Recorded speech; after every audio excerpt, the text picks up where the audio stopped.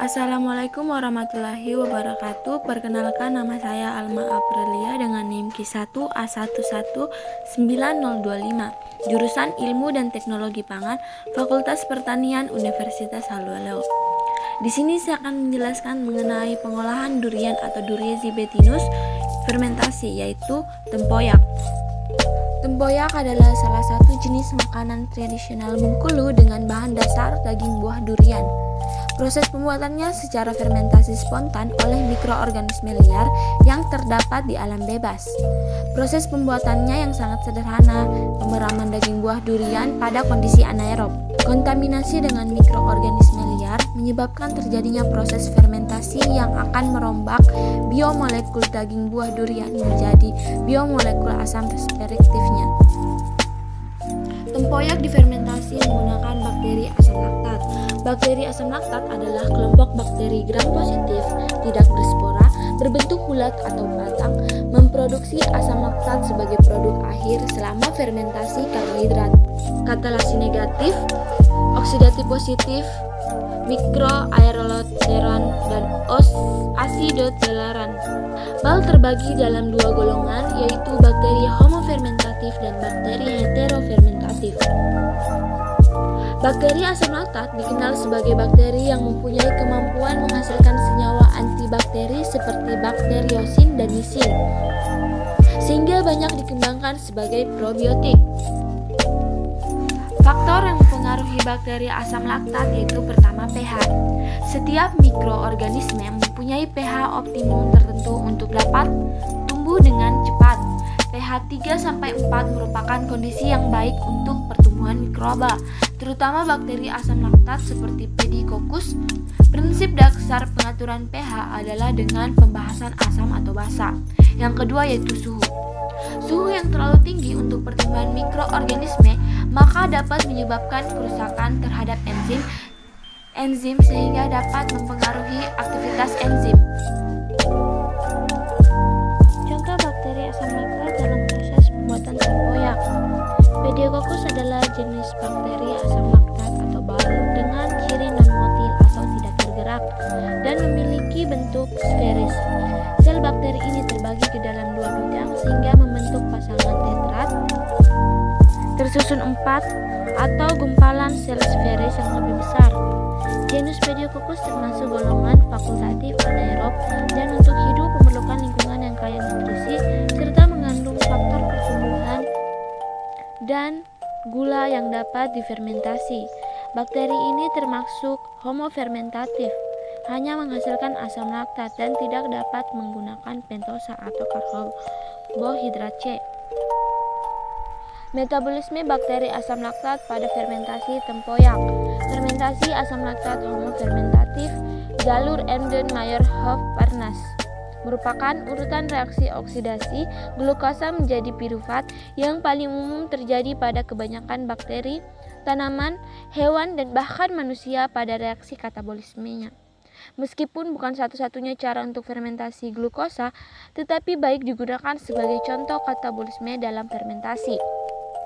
Bakteri asam laktat homofermentatif menggunakan jalur ini untuk menghasilkan pirufat untuk kemudian direduksi menjadi asam laktat, melibatkan enzim laktase dehidrogenase menggunakan kelebihan NADH. Jalur ini terbagi menjadi 3 tahapan, yaitu aktivasi glukosa, penguraian glukosa, dan ekstraksi energi. Tahapan-tahapan dalam jalur IMP. Pertama, aktivitas glukosa. Glukosa merupakan molekul yang relatif stabil, sehingga untuk mendegradasinya perlu ditambahkan fosfat energi tinggi agar tidak stabil. Pada tahap awal fosfat disumbangkan dari ATP atau fosfoenol pirufat pada glukosa sehingga terbentuk glukosa 6-fosfat. Untuk selanjutnya disomerisasikan menjadi fruktosa 6-fosfat dan fosfat kedua ditambahkan sehingga terbentuk fruktosa 1,6-bifosfat yang lebih mudah diuraikan ketimbang glukosa. Yang kedua yaitu penguraian glukosa atau heksosa. Fruktosa 1,6-bifosfat selanjutnya diurai oleh enzim fruktosa bifosfat aldolase menjadi 2 senyawa berkarbon 3 yaitu gliseraldehida 3-fosfat atau GAP, dan dihidroksiasetefosfat atau DAP. Ini merupakan tahap yang penting dalam jalur EMP, yaitu mengubah glukosa yang berkarbon 6 menjadi 2 molekul senyawa berkarbon 3 yang menjadi cikal bakal pirufat. Tahapan yang ketiga yaitu ekstraksi energi. Pada reaksi tahap berikutnya, DAP diubah menjadi GAP yang akan berperan pada jalur EMP selanjutnya. Tahap berikutnya sangat penting. Fosfat anorganik ditambahkan pada GAP untuk membentuk 1,3 bisfosfoglikerat atau BPG setelah terjadi berbagai reaksi enzimatis. Produk akhir dari jalur EMP adalah pirufat. Untuk kandungan atau hasil proxima tempoyak, yaitu analisis proximat yang dilakukan untuk mengetahui kandungan gizi dari durian sebagai bahan fermentasi dan tempoyak sebagai produk fermentasi. Untuk kandungan yang pertama, air, durian memiliki 14,13% dan tempoyak memiliki 15,12%. Kemudian kandungan abunya yaitu untuk durian 4,84% dan tempoyak yaitu 27,03%. Lemak yaitu durian 3,03% dan tempoyak yaitu 2,69%. Untuk protein 7,89% dan tempoyak yaitu 6,37%. Karbohidrat 70,1% dan tempoyak yaitu 48,79%. Hasil proxima tempoyak yaitu kadar air dan kadar abu. Kadar abu durian 4,84%, sedangkan kadar abu tempoyak 27,03%. Kadar air yang mengalami peningkatan diakibatkan oleh dihasilkannya air sebagai hasil sampingan metabolisme bakteri dalam proses fermentasi tempoyak, yaitu pada pembentukan asam fosfogliserat menjadi asam fosfoenol pirufat. Menurut Hidayat et al. 2006, proses metabolisme menghasilkan hasil samping, diantaranya adalah air. Kandungan abu suatu bahan pangan menggambarkan kandungan mineral pada bahan pangan. Peningkatan kadar abu diakibatkan oleh adanya penambahan garam atau mineral pada awal proses fermentasi, sehingga kadar mineral yang terkandung dalam tempoyak lebih tinggi dibandingkan mineral pada durian sebelum penambahan garam.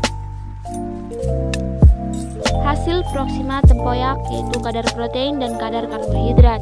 Penurunan kadar protein dan karbohidrat disebabkan oleh bakteri sebagai agen fermentasi menggunakan bahan-bahan tersebut sebagai sumber C dan N bagi pertumbuhannya. Proses fermentasi adalah suatu proses pengubahan senyawa kompleks menjadi senyawa yang lebih sederhana dengan bantuan enzim. Kaiser et al. 2005 mengatakan bahwa bakteri melakukan hidrolisis berbagai protein menjadi asam amino tunggal dengan tujuan menggunakan asam amino tersebut untuk sintesis protein dan sebagai sumber energi. Untuk kadar lemaknya, penurunan kadar lemak terjadi dikarenakan adanya aktivitas bakteri yang membantu dalam proses fermentasi bahan pangan. Arianti 1994 mengatakan bahwa selama fermentasi berlangsung akan terjadi degradasi lemak karena adanya aktivitas enzim lipase yang secara alami terdapat dalam bahan pangan atau yang dihasilkan oleh mikroba yang tumbuh dalam bahan pangan fermentasi. Lemak akan dipecah menjadi asam lemak volatil dan non-volatil yang akan membentuk aroma dan cita rasa. Proses fermentasi adalah suatu proses pengubahan senyawa kompleks menjadi senyawa yang lebih sederhana dengan bantuan enzim. Kaiser et al. 2005 bahwa bakteri melakukan hidrolisis berbagai protein menjadi asam amino tunggal dengan tujuan menggunakan asam amino tersebut untuk sintesis protein dan sebagai sumber energi. Penurunan kadar lemak terjadi dikarenakan adanya aktivitas bakteri yang membantu selama proses fermentasi bahan pangan. Arianti 1994 mengatakan bahwa selama fermentasi berlangsung akan terjadi degradasi lemak karena adanya aktivitas enzim lipase yang secara alami terdapat dalam bahan pangan atau yang dihasilkan oleh mikroba yang tumbuh dalam bahan pangan fermentasi. Lemak akan dipecah menjadi asam lemak volatil dan non-volatil yang akan membantu aroma dan cita rasa. Oksigen dalam kinerja asam laktat dalam pembuatan tempoyak. Asam laktat adalah metabolit utama dari fermentasi bal yang dihasilkan dari oksidasi pirufat yang memproduksi asam untuk regenerasi NAD+ dari NADH yang dibentuk selama tahap glikolisis. Tahap glikolisis sel tidak memerlukan oksigen untuk pertumbuhan sehingga produksi asam laktat dapat terjadi secara optimal. Namun demikian bukan berarti dalam kondisi aerob atau ketika keberadaan oksigen cukup, bal tidak mampu melakukan respirasi metabolisme. Pada kondisi ini, keberadaan oksigen akan mempengaruhi proses fermentasi menjadi terbatas. Kondisi aerob akan menghasilkan asam laktat lebih rendah daripada kondisi anaerob. Itulah tadi mengenai pengolahan durian atau Duriozibetinus fermentasi atau biasa kita kenal dengan tempoyak. Sekian dan terima kasih. Wassalamualaikum warahmatullahi wabarakatuh.